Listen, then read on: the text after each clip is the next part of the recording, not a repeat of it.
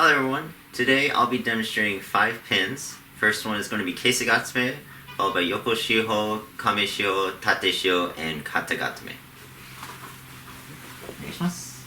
So the first pin I'll be demonstrating today is Kesa-gatame.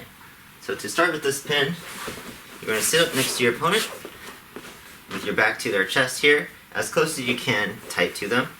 Your first arm is going to go wrapping around the neck here, and you're going to either grab the gi on the shoulder or just cup it with your arm here. Whichever way, it doesn't matter, just it's more preference if anything. I prefer to cup it, once again, just like throws. The gi can move more, so if I just cup it, I have more control over his neck. My other arm is going to grab his sleeve here, pull it tight to my stomach here, bring it under my armpit, and lock it down here. This one, yes, I will grab the arm instead of cupping it. This one, so I have total control over his arm, so he cannot do anything with it. With my legs, I'm going to have a more balanced position. I can go here, one leg up like this, and one leg down. And then there are other variations that I will show later on that you can move your feet to adjust for what your opponent does. So this is the hold right here. This is Kesa-gatame. So again, on the same side, you're going to sit up to your opponent here as close as you can. Don't go for the arm first. Always make sure you control your opponent's upper body. In this case, I'm going for the neck here as I keep control my body on top of his here. Wrap around. Now I go for the arm here. Pull it in tight. Arm comes underneath the armpit. Push down.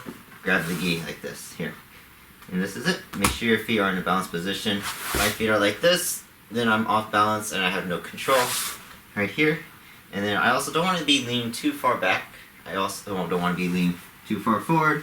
I want to be somewhat in the middle, so that way whether he pushes or pulls me forward or back, I can adjust easily. Okay? So I'll demonstrate it again from the other side. So again, sit up to your opponent here, wrap around the neck, other arm, grabs the arm here, pulls it under the armpit, lock it down tight, and your feet are here in a balanced position. Head not too far forward or too far back for control. Right here. Alright, so for variations on what your feet can do,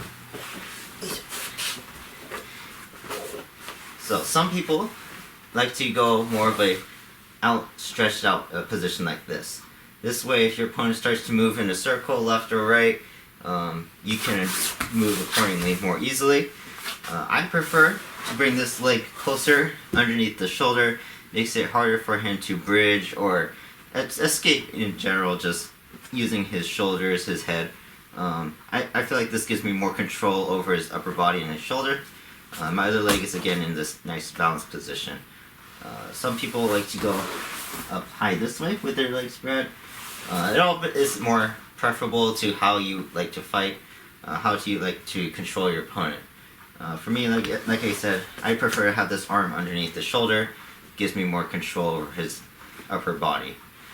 Okay. For the next pin, I'll be demonstrating yoko-shiho. This one, you're going to attack your opponent from the side here.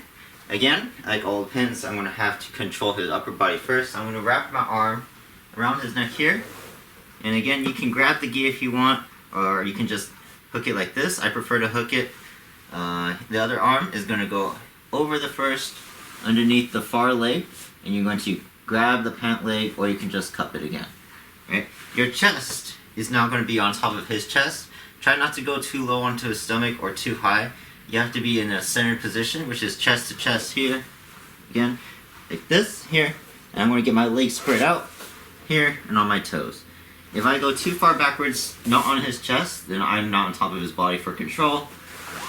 Opposite, if I go too far forward, my arms actually loosen up, and then it makes it easier for him to escape as well. So I want to make sure I'm in a nice balanced position, right in the middle of the chest, on my toes here, with my legs spread out. So again, on the same side, first control the upper arm, or upper body here, grab here, other arm comes underneath this far leg, grab the pant legs if you can, chest on top of his, get your legs out, and on your toes, here.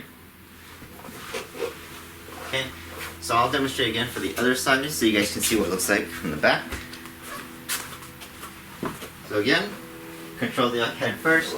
Here, wrap around the neck. Other arm comes around over the first one, underneath the far leg. Grab the leg here. Chest on chest here. Legs come out on your toes, face down here. Again, for yoko-shiho, there are many variations you can do. Some people, they ignore the legs, focus only on the upper body. If I go around the neck here, as always, instead I can control just the arms and the legs here, upper body here, like this. Legs again spread out here. This is the same pin, but it's modified. Modified pins, same thing with Kesa-gatame, they're called kuzure pins, which are modified. So yoko-shiho is more easily modified than any of the other pins because you can attack from different angles from the side. So that's one of the ones that everyone likes to do is focus. Don't worry about the legs, but focus only on the upper body, which is what you need for any pin in general. So the next pin I'm going to be demonstrating is kami-shiho, which is where you come from above your opponent. So for this one, when you're in competition, you don't care where your opponent's face is, but for practice purposes with your partner, you want to be nice. Go ahead and make sure his head is turned to the side so you don't squish directly face on his face. So my arms are going to go underneath his shoulders. Try not to go underneath the arms. You want to go as far underneath his chest as much as possible to get as much control over his body. Here, and you want to try to reach and grab the belt. Here, hopefully, most likely his belt should be tight here. So then when you pull, you bring your chest on top of his, and you lock up your arms nice and tight. This also keeps control of his shoulders on both sides. Makes it harder for him to use them. My legs, again, I'm going to come out on my toes here with my legs spread. This way I have control over his body and I don't lose my balance going left, right, or whenever he's trying to resist. Okay, this one's pretty straightforward. Not too hard, but make sure you go underneath the shoulders again, not far out around the arms. If I go this way, out here, I don't have as much control. It's a lot looser. So I need to make sure I go underneath the shoulder here, so I can pull here tight, get my chest on top of his face here, legs spread out on my toes. Alright? So this one, pretty easy. Not really any way to modify it too much, because there's only one thing you need to do is make sure your chest is on top of his, or his face. What you could do is, if you can't grab the belt, or if his belt's loose, you could grab like maybe the skirt of the pants or the gi here, but most likely you'll want to grab the belt. If his belt is loose, you could just come here and grab like his chest here, his rib cage if you can. Just squeeze your hands together so you have some type of grip. If you grab the gi and you pull, it's going to move a lot. So I would use your open hands, grab the chest instead, the rib cage here like this, and then just hold your position. And here's kami-shiho from the other side. So again, I'm going to be going from underneath his shoulders here, underneath his arms, grabbing the belt here, and I'm going to pull tight underneath him, bring my chest to his face here, making sure my legs are spread, and on my toes here, nice and tight. Again, this pin is very straightforward, but it's very difficult to get into, but it's really easy to hold on to the pin. So once again, don't go too far out towards his arms, his hands. Try to stay underneath the shoulders as much as possible. So the next pin I'll be demonstrating is tate-shiho. This one, I want to start by straddling on top of my opponent. So I'm going to come over here, sit on top of him like this, right? You don't have to sit with both your legs down. You can have one leg up to start. You're going to control the upper body again. So I always like to go here around the neck first, because I'm going to be pushing this arm across his face here and putting my head down so I can lock my arms like this. The reason why I go for the head first is if I go with this one first, I have no control over what he's doing. And then if I try to put my hand here and go for my head, it's impossible. It's not going to be easy. Alright, so you always want to control the head first. Here, chest down, push this arm across so I can put my head down like this. Now, I can put my hands together. Never cross your hands like this, interlocking your fingers. right? Do not do this maybe either because it's not as tight. Always do your hands here to hold your grip. This way is stronger and you don't run the risk of hurting your hands. If your fingers, a lot of people like to interlock their fingers like this. If they get smashed, you could break your fingers, which is not good. Alright, so again, around the neck here, push the arm across the face, alright, head down, clasp your hands together. Now with my legs, I'm going to go outside of his, go in, and my feet are going to go on top of his shins. So here, I'm going to go outside, inside, and my feet go on top of his shins, here. This gives me a lot of control over his legs, so he can't really do anything. And then I have control over his upper body because I'm laying on top, and I have the arm and head locked up. Now if I really want to finish the pin, make it really difficult for him to escape, all I have to do is extend my legs here and stretch them out. This makes it uncomfortable for him and it makes the pin a lot tighter. Okay, so one more time. I'm going to once again, I can also do this from the opposite side too. So I can go here, around the neck, push the arm across the face, lock my hands together, get my legs from outside to the inside and on top of his shins, and make sure I lock up the pin nice and tight. Okay, so then again, if I show this from the other side,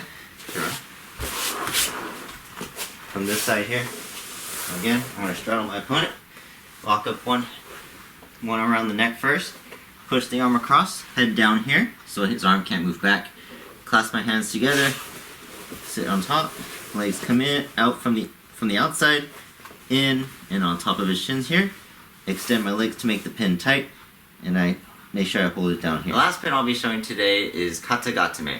So this one, it's like a combination a little bit of Kesa-gatame and tate-shiho, whereas the hold is part tate-shiho and then the positioning is like kami-shiho, Kesa-gatame. So I'm going to start here onto the side again for my opponent, but instead of sitting my back towards him, I'm going to be wrapping around the neck here, like this. Push the arm, the arm across the face like tate-shiho, and I'm going to clasp my hands together here. Alright, once again, make sure your head is down to block his arm here. This knee is now going to go here into his rib cage. If I go down towards his stomach, it's going to have way less control. And I don't want to go too high up here like I'm doing Kesa-gatame because it's not going to work. I have to be right here in his rib cage. Other leg comes out here for balance, and I'm going to keep my head down, keep the arms here. Alright, so this one, very tight, takes a little while to get into, but it's really strong. So again, wrap around the neck, here, arm across the face, head down, clasp your hands together.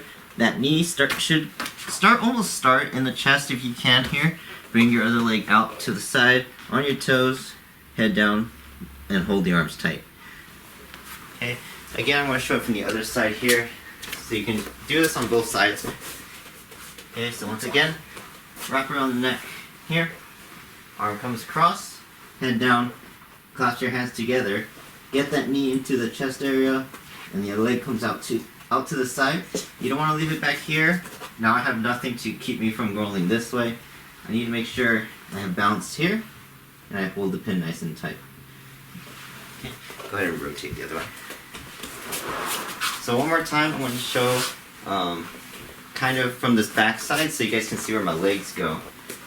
So again, here, wrap around the neck, arm across the face, head down, clasp the hands together, knee comes into the chest here, right into the rib cage. I don't want to go down towards his belt where his stomach is.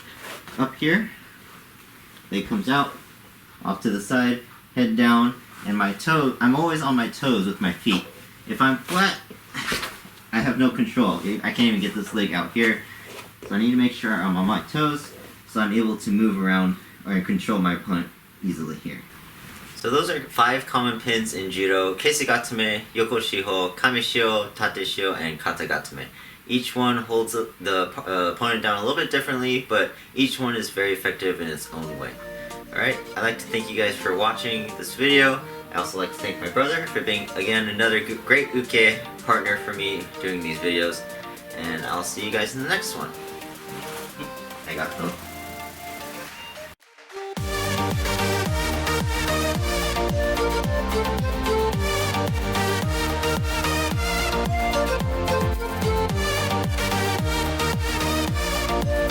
Bye.